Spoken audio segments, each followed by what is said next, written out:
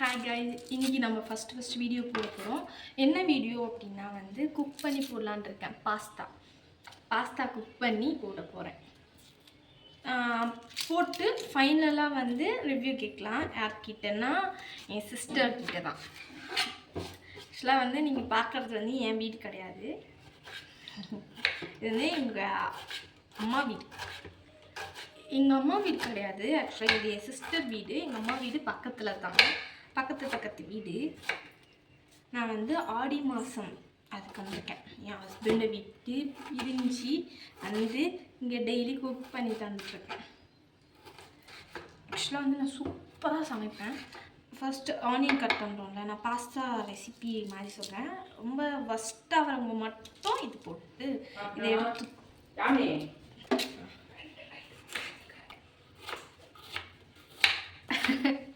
பின்னாடி எங்கள் அம்மா கொஞ்சம் வாய்ஸ் ஓவர் கொடுத்துட்ருப்பாங்க, அதை கண்டுக்காதீங்க. நான் க்ராப் பண்ணி போடுவேன். நான் ஓரளவுக்கு நார்மலாக தான் கட் பண்ணியிருக்கேன். உங்களால் ரொம்ப சாப் பண்ண முடிஞ்சதுன்னா சாப் பண்ணிக்கோங்க, குட்டி குட்டியாக. காமிக்கிறேன். நம்ம ஃபஸ்ட்டு இந்த பேனில் கொஞ்சம் தண்ணி ஊற்றிட்டு அப்புறம் ஆயில் ஊற்றிருக்கோம். பிகாஸ் அந்த பாஸ்தா ஒன்று ஒட்டக்கூடாதுன்னு கொஞ்சம் தான் ஆயில் நிறையவே ஊற்றிட்டுருக்கோம். நல்லா வெந்து வந்ததுக்கப்புறம் நம்ம இந்த பாஸ்தாவை போட்டு இந்த பாஸ்தா ஒரு 2 மினிட்ஸ் வெந்தால் போதும். 2 மினிட்ஸ் வேகிறதுக்கு டக்குன்னு அடி பிடிச்சிக்கோங்க. லைட்டாக கலரி விட்டால் போதும். லைட்டாக சிம்மில் வச்சுட்டு அது வேகிற வரைக்கும் நம்ம வெயிட் பண்ணணும். ஒரு 3 காஞ்ச மிளகாய் போட்டிருக்கேன். தக்காளி 3 போட்டிருக்கேன். இது காரத்துக்கு நான் க்ரீன் சில்லி போட மாட்டேன். குட்டி குட்டியாக நறுக்கி வச்சுருக்கோம் ஆனியன் ப்ளஸ் இந்த தக்காளி சாஸ் பண்ண போகிறதுக்கு சூடாகிடுச்சு. நம்ம ஆயில் ஊற்றிக்கலாம். இந்தளவுக்கு ஆயில் ஊற்றிக்கலாம். அப்புறம் இதில் குட்டி குட்டியாக சாப் பண்ணி வச்சுருக்க கார்லிக் போடணும். அதுக்கு முன்னாடி நம்ம லைட்டாக சீரகம் போடணும். சீரகம் சோம்பு. இது ஆக்சுவலாக இவங்க சொன்ன ரெசிபி அவங்க சொன்ன ரெசிபின்னு கிடையாது. இது என்னோட ரெசிபி. நான் இது நான் ஒயிட் சாஸ் பாஸ்தா தான் பண்ணியிருக்கேன். இதுவும் பண்ணியிருக்கேன். சீரகம் சோம்பு லைட்டாக போட்டுருங்க, ஏன்னா ரொம்ப டேஸ்ட் கொடுக்கும். குட்டி குட்டியாக சாப் பண்ணி வச்சுருக்க கார்லிக் அது மெவ்வளோ போட்டுக்கோங்க. இது ஒரு 5 to 8 பீசஸ் கிட்ட கார்லிக் எடுத்துக்கேன்.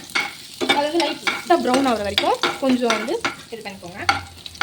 இதில் போட்டால் கார்லிக் சீரியஸாக நல்லாயிருக்கும். எனக்கு கார்லிக் சுத்தமாக போட்டாது. பட் பாஸ்தாவில் போட்டுருக்கு கார்லிக். அதுக்கப்புறம் இது குட்டி குட்டியாக போட்டு வச்சுருக்க ஆனியன் வெங்காயம் இதில் ஆட் பண்ணிக்கலாம்.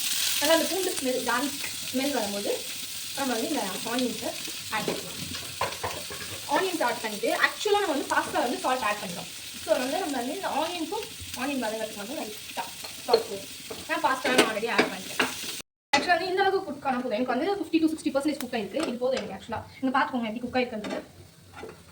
ஆக்சுவலாக இது குக் ஆகிருக்கு. இந்த அளவுக்கு போதும் இருக்கு. அதுக்கப்புறம் நான் ரெட் சில்லி போட்டிருக்கேன். ரெட் சில்லி அதாவது காஞ்ச மிளகாவோ தக்காளி 3 தக்காளி காஞ்ச மிளகா போட்டு அரைச்சி வச்சுருக்கேன். அந்த சாஸை நான் அப்படியே அப்ளை பண்ணிக்கிறேன். கலந்துருக்கேன். அது அந்த தக்காளியும் அந்த காஞ்ச மிளகா போயிட்டு அந்த பச்சை ஸ்மெல்லு போடுறதுக்கு வதக்கிடுவேன். ஆக்சுவலாக இந்த அளவுக்கு குக் ஆகும்போது நான் மேகி மசாலா லைட்டாக போட்டுக்கோங்க. உங்கள்கிட்ட இருந்தால் போட்டுக்கோங்க. நல்லாயிருக்கும், டேஸ்ட் நல்லாயிருக்கும். இப்போ லைட்டாக போட்டுக்கோங்க. நான் ஃபுல் இதில் பண்ணுவேன். லைட்டாக போட்டு அப்புறம் மிளகாத்தூள் ஒரு 1/2 ஸ்பூன் போதும். ஆக்சுவலாக நான் தப்பாக சொல்லியிருக்கேன். மேகி மசாலாவும் மிளகாத்தூளும் போட்டிருக்கேன். சில்லி பவுடர் கிடையாது. சில்லி பவுடர் இதில் ஆட் பண்ணிக்கோங்க. பட் ஓவராக காரம் வரும். ஆல்ரெடி நம்ம க்ரீன் சில்லி பவுடர் வரேன். அப்புறம் அப்படியே இது கொஞ்சம் நல்லா ஸ்மெல் அந்த பச்சை ஸ்மெல் போயிடும். தக்காளி எல்லாம் போட்டு அந்த பச்சை ஸ்மெல் போகும். மசாலாவும் க்ரீன் ஸ்மெல் போகிறப்போ நம்ம தண்ணி ஊற்றி மிக்ஸ் பண்ணிக்கலாம். தண்ணி ரொம்ப ஊற்ற வேண்டாம். நான் அந்த தக்காளி போட்டதையே ஊற்றிடுவேன்.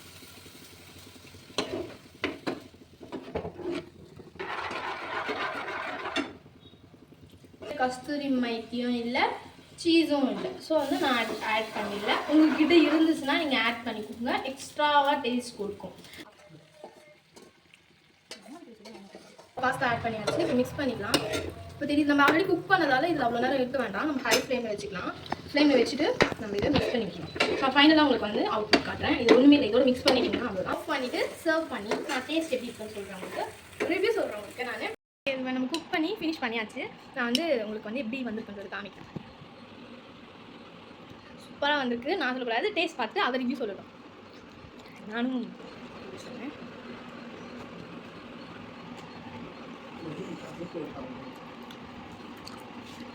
வா, garlic taste தான் enhances கொடுக்குது.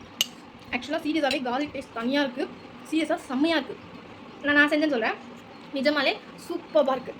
நீங்களும் ட்ரை பண்ணுங்கள். ட்ரை பண்ணிவிட்டு ரிவ்யூ சொல்லுங்கள். சீரியஸாக இந்த மெத்தட் ட்ரை பண்ணிங்கன்னா நல்லா தான் இருக்குது. ஃபஸ்ட்டாக இல்லை, சீரியஸாக நல்லா இருக்குது. ட்ரை பண்ணிவிட்டு ரிவ்யூ சொல்லுங்கள். பாய்.